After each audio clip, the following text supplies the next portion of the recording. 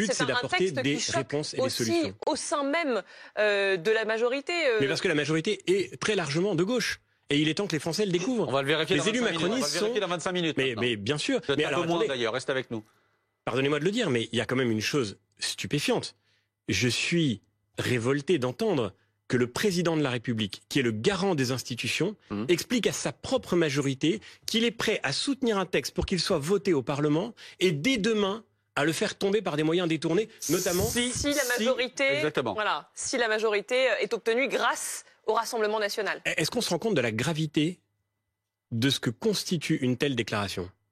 Ça veut dire que le président de la République a décidé purement et simplement d'annuler le suffrage des Français et de faire une deuxième délibération. Non, attendez, pardon de le dire, c'est quand même incroyable. Si Viktor Orban faisait la même déclaration en disant « Nous allons faire comme si des parlementaires d'un groupe que nous n'aimons pas ne comptaient pas, et nous allons calculer le résultat à partir de leur inexistence. » C'est ce qu'a fait Pierre Mendès France en 54. Pardon, il le faisait pour sa propre investiture. Ah oui. Et c'était une déclaration politique qui consistait à dire que lui ne voulait pas que sa majorité dépende. Parce que c'était de ça qu'on parlait. On parlait d'une investiture. Il ne voulait pas que sa majorité, donc son travail quotidien, dépende d'une alliance qu'il ne souhaitait pas. Là, on parle de la validité d'un texte. Si la représentation nationale, qui est constituée de parlementaires qui sont, pour certains de mon groupe, pour d'autres groupes, je viens de vous expliquer mes différences avec le Rassemblement national, je n'en suis pas membre, je n'en suis pas le porte-parole.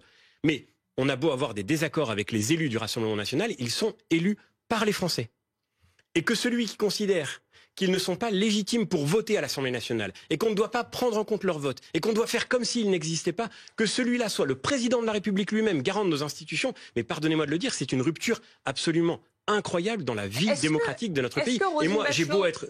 Je ne suis pas de la France insoumise, mais si demain on devait considérer que les élus de la France insoumise ne doivent plus faire partie de l'algorithme des majorités à l'Assemblée nationale, mais j'en serais le premier révolté. Jacques Chirac, sur le CPE, a promulgué la loi sans signer les décrets, donc il a enterré tout le travail des parlementaires à l'époque pour la paix sociale. Mais d'abord, je ne crois pas que c'était une bonne idée, parce que je crois qu'encore une fois, on doit donner sa place au Parlement. On est aussi dans un moment où le Parlement est déjà très fragilisé. Je sais que le président de la République aura tout fait pour le contourner, pour l'annuler d'une certaine manière par des dispositifs inventés au gré de son imagination, les conventions citoyennes, la grande initiative d'ampleur, le Conseil national de la refondation. Tout cela avait pour but à chaque fois de minimiser le rôle que le Parlement doit jouer. Moi, je crois au Parlement, je crois à la démocratie représentative. Et je crois que tous les gens qui croient à la démocratie devraient être alertés aujourd'hui de ce qu'elle se trouve dans une crise aussi profonde. Le Parlement va voter ce soir et c'est la seule chose qui compte. C'est ce vote qui doit être pris au sérieux. Est-ce que ça vous choque vous aussi, Roselyne Bachelot? Il y a des gens qui s'expriment que j'approuve, d'autres que je n'approuve pas, mais c'est ce vote-là qui doit être pris en compte à la fin. On a ces résultats. Donc le texte est adopté, ça on s'y attendait. Maintenant, le suspense, c'est de savoir est-ce qu'il y a une majorité de ce texte sans les voix du Rassemblement national. Mais on ne devrait même pas se poser cette question. Pardon, c'est la condition qui a été fixée par Emmanuel Macron. C'est quand même scandaleux. Encore une fois, on ne devrait pas se poser cette question. C'est le récit d'Emmanuel Macron, c'est vrai, et ça ne devrait pas forcément être le nôtre. Hein. Pardon. On n'est pas obligé d'accepter. Mais oui, mais je suis d'accord avec vous. Attendez.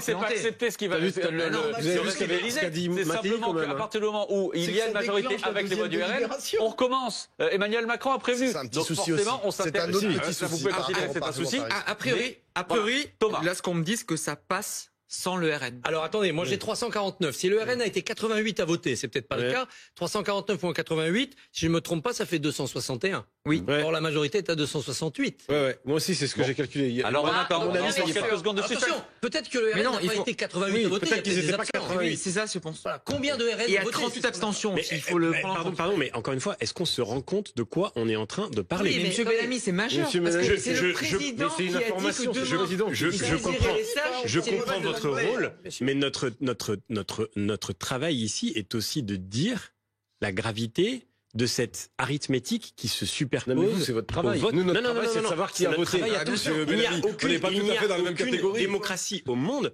Et encore une fois, je ne suis pas député du RN, mais il n'y a aucune démocratie au monde où on considère qu'on doit lire les résultats sans prendre en compte tous les votes. Mais c'est fascinant. L'article 10 de la si ça continue comme ça, moi je rentre à Bruxelles et je demande une procédure d'article 7 pour violation de l'état de droit contre la France. On est quand même une démocratie. On est une démocratie.